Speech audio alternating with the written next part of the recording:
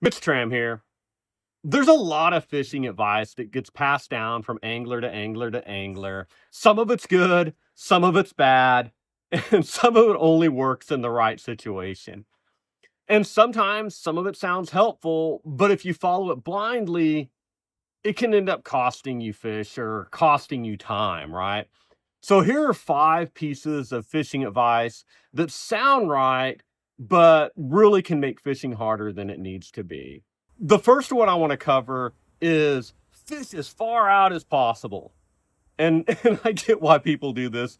You walk up to the edge of the lake, right? The river, a pier, whatever it may be.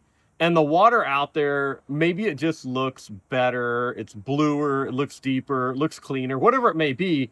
It feels like that's where fish should be. Maybe if you were a fish, that's where you think you would be. So the anglers, they walk up to the edge and they just bomb a cast out as far as they can. But the challenge here, the problem is a lot of the fish you're trying to catch, they're like right at your feet or just a little bit out. They're around shade, grass, maybe the dock pilings or posts, rocks, brush, or any kind of edge along the bank. And the fish, they don't care how far you can cast, right? They care about security, food, cover, and having a place to sit where they can eat and feel safe. And a lot of that stuff is much closer in than you think. And this is where kind of a lot of bank fishermen they mess up, right? They walk up to the edge, they make noise, they cast over the best water and start fishing in the middle of the lake. But before you do that, fish the close stuff first. Make a cast parallel to the bank. Hit the shade line, the dock corner, the grass edge, then start working further out. The better way to think about this is don't fish as far out as possible. Fish the best water first. Sometimes that is way out there. No argument there. But more times than not, especially for bass and other fish that relate to cover, the best water is a whole lot closer than you think. All right. So the second piece of kind of bad advice, so to speak, is those bigger baits mean bigger fish. Now, there is some truth to this. If you're throwing a big swim bait, maybe a big glide bait, big top water, big profile bait around the right fish, you may be trading bites for quality. And that's a real thing. I'm not going to say it's not. But that doesn't mean bigger bait is always better.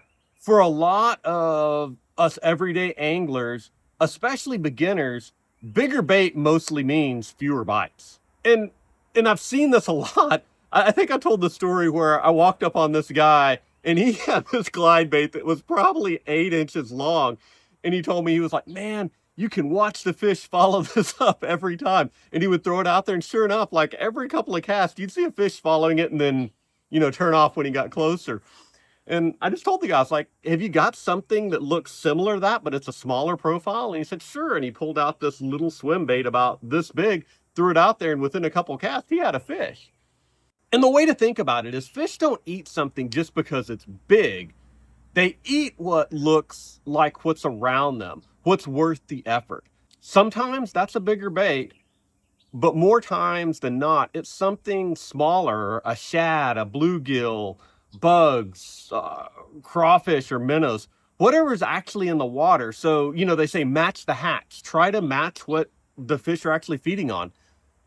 Show up with a bait way bigger than they're feeding on, and you're not matching anything. You're just throwing something big because somebody told you bigger bait catches bigger fish. And especially when you're thinking about like pressured water or clear water, the fish may follow it, like that guy just talked about, but they won't commit. The better way to think about this is match the bait to what they're eating. Like I just said, match the hatch is what everybody says. How clear is the water and how willing are they to chase the bait? If fish are aggressive or chasing big bait fish, bigger may be the right choice. But if the bite is tough, the water is clear, the fish are pressured, downsizing is going to get you more bites 9 times out of 10. And more bites is more fun, and it also helps you learn, right?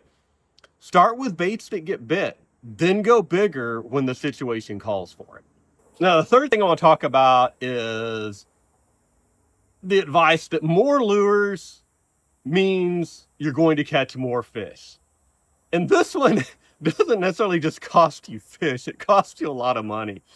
And I get it. When I was a kid, my buddies and I, we all had these double-sided Plano tackle boxes. We would buy everything we could. Every time we'd mow a lawn and get some money, we'd put another bait in there, another package of worms, pork skin frogs, whatever it may be.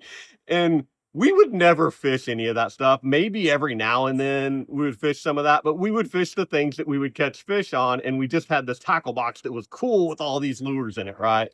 You walk down the fishing aisle and everything looks like it might be the missing piece, right? Pretty soon you end up with this box full of lures, but you still don't really know why you're throwing this one over that one. And that's the problem. More lures don't automatically solve more problems. Sometimes they just give you more ways to guess and keep you from catching fish, honestly. You need a few lures that do different jobs. Something for cover, right? That you're throwing into cover, something to cover water, something slow, and something for when the bite gets really tough. That's a lot more useful than 50 lures that kind of all do the same thing. This is where a lot of guys, they get stuck. When the bite gets quiet, they start swapping lures at random instead of asking whether the real issue is location, depth, speed, or presentation. So the lure gets blamed and they go buy another lure, right, to try to solve the problem. The better way to think about this is you don't need more lures. You need to understand what each lure really solves, right? A Texas rig is not just a worm. It's a way to fish cover. It's a way to fish the bottom. It's a way to fish edges, and it's kind of a slower presentation. On the exact opposite side of that, you have a spinnerbait, and it's not just something shiny. It's a way to cover water. It's a way to fish wind and stained water and trigger reaction bites. So think about what problem that lure solves and what problem you're facing, and match the problem with the lure that solves that problem. Once you start thinking that way, you can carry way less tackle and make much better decisions and probably catch a lot more fish. This one is one that I fell for a lot, especially when I was younger. And that is, heavy line is safer and always better. And I get why people think this. I understand it. Nobody wants to break off or feel underpowered in cover. So the natural thought is just use heavier line.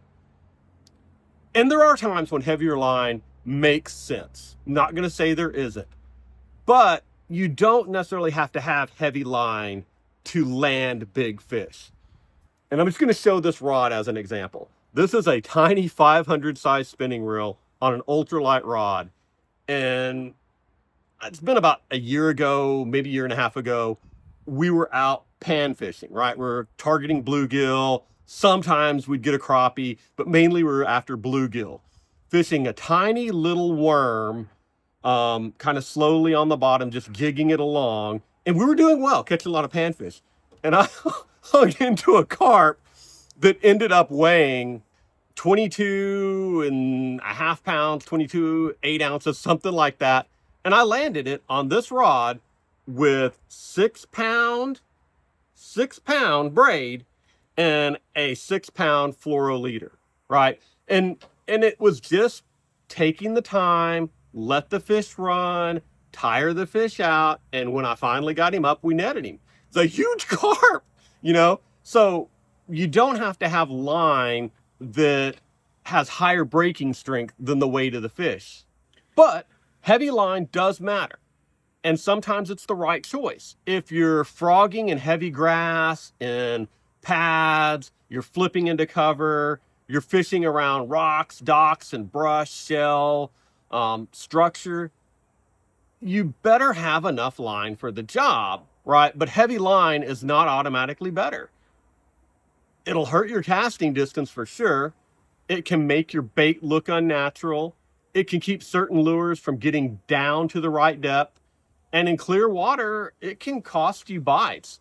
A lot of beginners think the line strength is only about not breaking off, but line is really part of your presentation.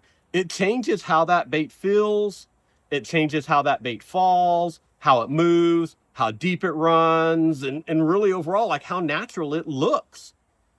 So you need to use enough line or heavy enough line for the situation, but don't overdo it just because you're scared of breaking off. That's what your drag is for. The better way to think about this is use the lightest line you can get away with for the cover, water clarity, bait, and the fish you're targeting. Not too light, not too heavy, enough for the situation. And the last piece of advice that I kind of want to talk about is set the hook the second you get a bite. The second you feel anything, set that hook. Now, I don't want to talk in circles here. I want to be careful with this one because I always say hook sets are free, and that's true. I mean that, right? If something feels wrong, if your line jumps, or if you're just not sure, set the hook. I'd rather swing and miss than sit there wondering, right? So I'm not telling you to ignore bites. The bad advice really is when anglers here set the hook fast and turn every little tick, bump, or piece of bottom contact into a full powered hook set on slack line regardless. And that's, costing you time or costing you fish because you're wasting time, right? Not because hook sets are bad, but because a good hook set kind of starts before the swing. Sometimes that tap is a fish picking it up. Sometimes it's a fish bumping that bait. Sometimes it's the lure just hitting grass or wood or rock. And sometimes the fish has it, but you have too much slack to really get a good hook set. So thinking about like a Texas rig, a jig, a worm, or anything kind of with a single hook, what I want to do is I want to feel that bite, reel down, get that slack up, and then set the hook. Not wait forever, just get into a position to make it count. If I feel a hard tick, if it feels mushy, if the line kind of starts to move, or the line jumps, I'm going to get tight, and then I'm going to set the hook, right? Reel up that slack and set the hook. Hook sets are free, but do your best to make them good hook sets. Don't just jerk at everything. So kind of the advice I'm saying here is don't ignore bites, reel down, feel the weight, watch your line, and set that hook with purpose. So stop repeating advice and start understanding why something works.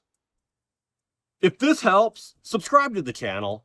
Leave me a comment with a piece of fishing advice you heard growing up that you don't fully believe anymore. All right, that's it for this one. We'll see you on the next one.